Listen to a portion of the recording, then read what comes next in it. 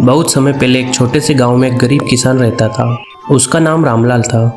गांव के लोग उसे मेहनती तो मानते थे, लेकिन उसकी किस्मत इतनी खराब थी कि चाहे कितना भी वह खेतों में मेहनत करता, उसकी फसल कभी अच्छी नहीं होती। कभी बारिश धोखा दे देती, कभी सूखा पड़ जाता, तो कभी कीड़े फसल खा जाते। रामलाल की पत्नी और 2 छोटे बच्चे थे। घर मिट्टी कच्ची झोपड़ी का था और रोज पेट भरने का इंतजाम करना उसके लिए मुश्किल हो जाता था। रामलाल अक्सर रात को आसमान की ओर देखकर सोचता, हे भगवान, कब मेरी किस्मत बदलेगी? कब मैं अपने बच्चों को अच्छा खाना और अच्छे कपड़े दे पाऊंगा? एक दिन सुबह सुबह रामलाल अपने बैलों को लेकर खेत में हल चलाने निकला। धूप हल्की थी पर खेत में काम शुरू हो चुका था। बैल धीरे धीरे चलते और रामलाल अपने सपनों में खोया हुआ हल चला रहा था। फिर अचानक से हल किसी भारी चीज से टकराया। रामलाल चौंक गया। उसने बैलों को रोका और मिट्टी खोदकर देखने लगा। जैसे ही उसने मिट्टी हटाई, अंदर एक चमकदार सुनहरा बीज निकला। बीज से हल्की हल्की रोशनी निकल रही थी और उसके चारों ओर जादुई सी चमक थी। रामलाल ने हैरानी से कहा, ये क्या है? मैंने अपनी पूरी जिंदगी में ऐसा बीज नहीं देखा। अचानक वह बीज हवा में तैरने लगा और एक रहस्यमयी आवाज गूंजी, मुझे मत फेंको किसान। अगर तुम मुझे खेत में बोओगे तो हर रोज तुम्हें सोने का फल मिलेगा, लेकिन याद रखना, अगर लालच किया तो सब कुछ खो दोगे। रामलाल की आंखें चौंक गई और वह सोचने लगा, सोने का फल? अगर ये सच है तो मेरी किस्मत बदल जाएगी। फिर उसने बिना देरी किए बीज को खेत की मिट्टी में बो दिया।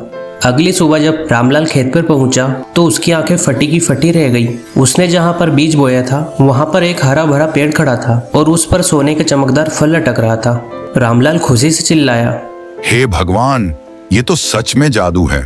और फिर उसने फल तोड़ा और घर ले आया।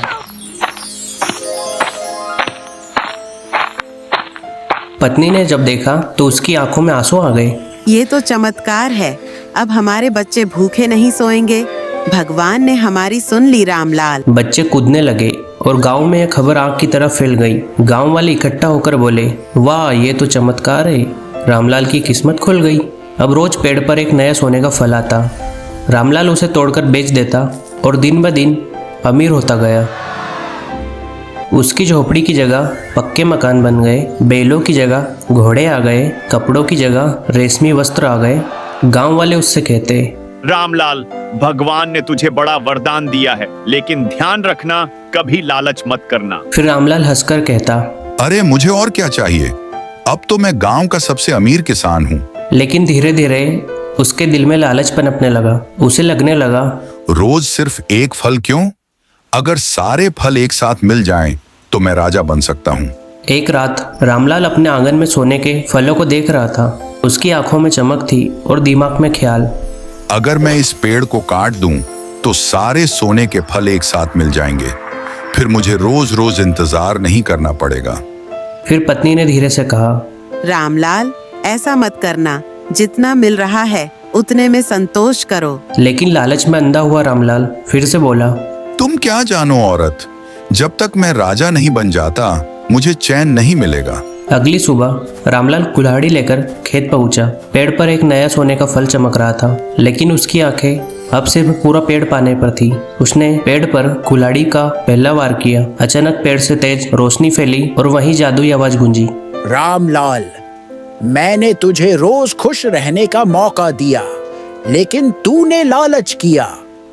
अब तुझे अपनी करनी की सजा मिलेगी। अचानक पूरा पेड़ जमीन में समा गया। सारे सोने के फल मिट्टी में गुम हो गए और खेत फिर से खाली हो गया। रामलाल ने चीखते हुए कहा, नहीं, मेरा सोना, मेरा पेड़, सब खो गया। रामलाल टूट चुका था। गांव वाले वहां आकर बोले, हमने तुझे चेतावनी दी थी, लेकिन तूने हमारी नहीं सुनी। लालच ने तुझे बर्बाद कर दिया। बच्चे भूखे थे, पत्नी दुखी थी और रामलाल पछतावे में डूबा हुआ था। रामलाल जमीन पर बैठकर रोने लगा। काश मैंने संतोष किया होता।